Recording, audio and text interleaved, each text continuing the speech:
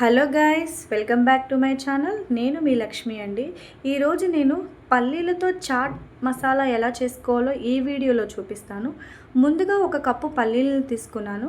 ఆ పల్లీల్ని బాగా వాష్ చేసుకుని నానబెట్టుకోవాలి. మినిమం 4 to 5 అవర్స్ వరకు నానబెట్టుకోవాలండి. పల్లీల్ని నానబెట్టుకున్న తర్వాత కుక్కర్లో వేసుకొని 3 విజిల్స్ రానివ్వాలి.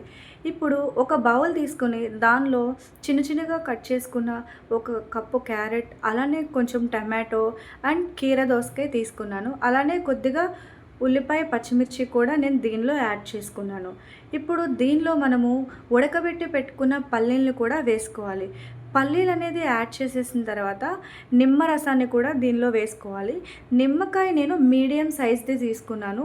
మీరు ఒకవేళ పెద్ద నిమ్మకాయ తీసుకున్నట్లయితే హాఫ్ అయితే సరిపోతుంది ఒక కప్పు పల్లీలకి. నేను మీడియం సైజు నిమ్మకాయ తీసుకున్నాను కాబట్టి ఒక నిమ్మకాయనైతే తీసుకున్నాను. ఇప్పుడు నిమ్మకాయ దీనిలో యాడ్ చేసిన తర్వాత మన రుచికి సరిపడా సాల్ట్ అనేది వేసుకోవాలి. సాల్ట్ అనేది చాలా తక్కువ మొత్తంలో పడుతుంది, ఎక్కువైతే వేయాల్సిన అవసరం ఉండదు.